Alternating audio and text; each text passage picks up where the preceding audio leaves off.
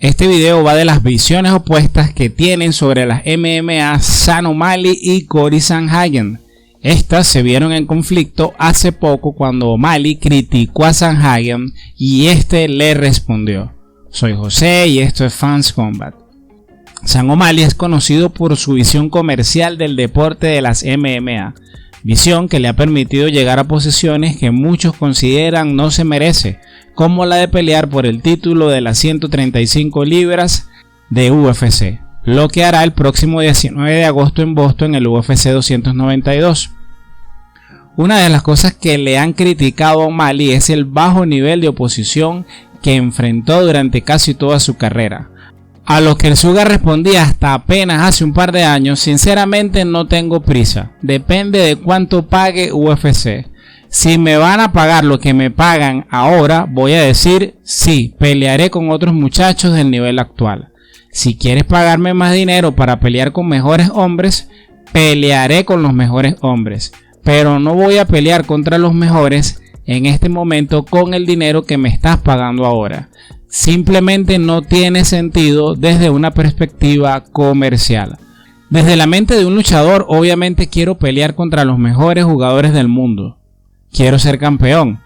Pero en una mentalidad de negocios es como: está bien, me vas a pagar esta cantidad, voy a pelear contra alguien que no es el mejor del mundo en este momento. Por lo tanto, depende de lo que UFC quiera pagar.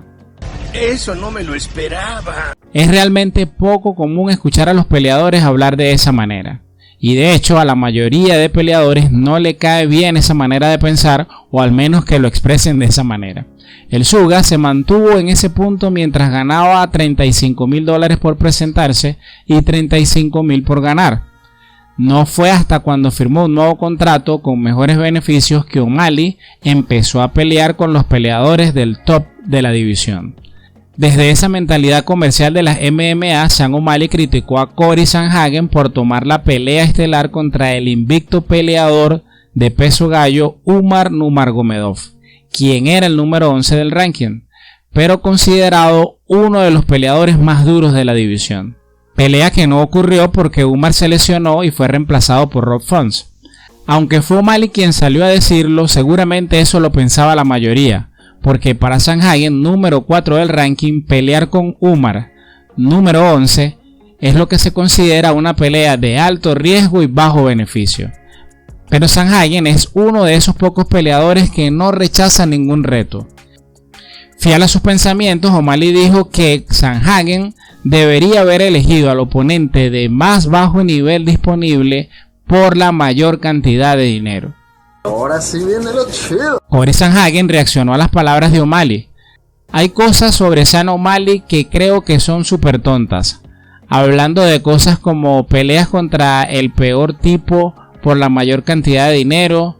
Todo siendo como decisiones de negocios. Es como no puedo conectarme con ese tipo de pensamiento en absoluto. Para mí esas son formas de pensar que son simplemente débiles. Y son formas de pensar que tenderán a arruinar un poco el deporte, en mi opinión. Sigue diciendo Cory Sandhagen: deberías querer pelear contra el mejor.